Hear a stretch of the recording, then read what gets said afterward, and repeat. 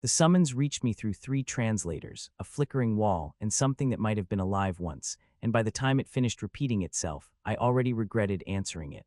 Royal devices never just stopped working. They failed dramatically, with witnesses. I was escorted through corridors that adjusted gravity like they were indecisive about up and down, rehearsing a joke about loose wires in case anyone needed reassurance that I was calm and professional, and not seconds away from fainting.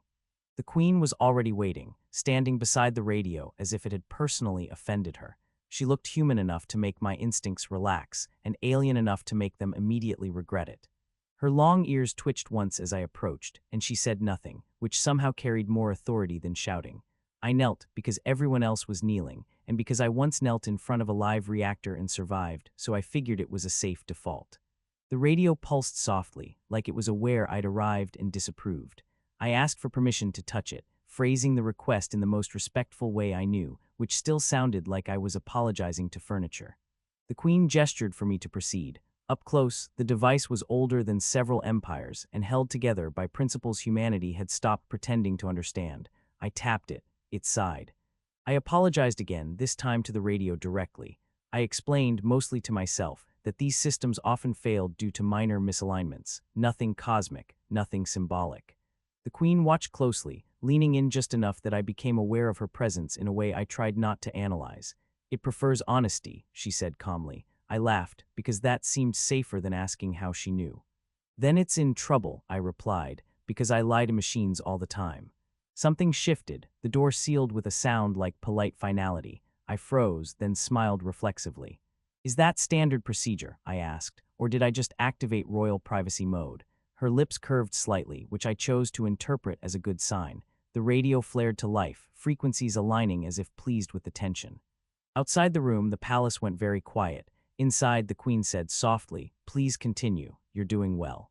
I kept working because stopping felt like a worse decision than continuing, and also because the radio had begun responding in small, petty ways, dimming when I hesitated and brightening when I pretended confidence. I told it out loud that I was a professional and that emotional manipulation wouldn't work on me, then immediately adjusted my grip when it hummed approvingly. The Queen sat closer than before, close enough that the device synced faster, which I noted clinically while ignoring every instinct screaming that this was not in my contract. She asked questions while I worked, not about the repair, but about humans, about why we name tools, why we curse at things that cannot be offended, why I kept apologizing. I said it was tradition. I said it helped. I said once a door refused to open until I said please. She laughed at that, a short sound that made the radio spike and nearly reset itself. I warned her not to encourage it. She said it was already encouraged. The interface shifted modes without my input, sliding into something deeply personal and very unhelpful.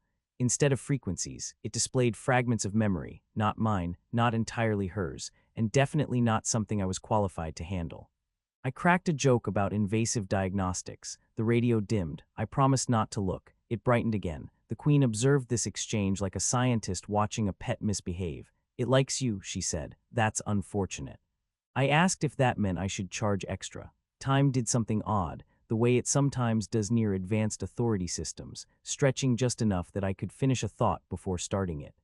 I told myself this was fine, that sealed doors were probably normal, that queens probably trapped technicians all the time. I asked casually whether the palace was still there. She said yes, then corrected herself and said mostly. I laughed again because fear had started charging rent in my chest. The final calibration required a biological anchor. The radio made that very clear by refusing every workaround I tried. The Queen offered her hand. I hesitated long enough to make a joke about liability. She said, "You may proceed," in the same tone used for declarations of war. I touched the interface instead. The radio sulked. I sighed and took her hand, and the system aligned instantly, like it had been waiting for permission rather than contact. The hum stabilized. The door remained locked. I said the repair was complete. The Queen did not move. "Good," she said. "Then we can speak." I nodded, still holding her hand, and asked if this conversation required tools. She smiled and said no, which somehow felt more dangerous. We spoke because the radio insisted on it, pulsing whenever silence stretched too long, like it charged interest on avoidance. The Queen released my hand, and the system held steady anyway, which felt like a small miracle and a personal betrayal. She said the device had been built to listen to rulers until they forgot how to listen to themselves.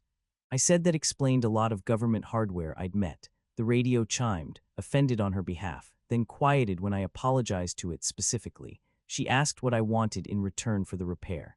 I said a signed exit form and a sandwich. She considered this with the seriousness of a treaty.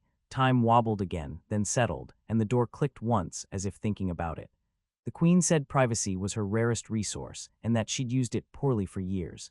I said humans do that too, then invent apps to feel better about it. She asked what an app was. I told her it was a way to make mistakes faster. The radio began transmitting, not outward but inward, cataloging, closing loops, smoothing the static it had been hoarding. The Queen listened without flinching. I tried not to. When it finished, it powered down, satisfied, finally just a radio. The door unlocked, no alarms, no guards. The palace resumed existing at a reasonable rate. The Queen nodded once, a dismissal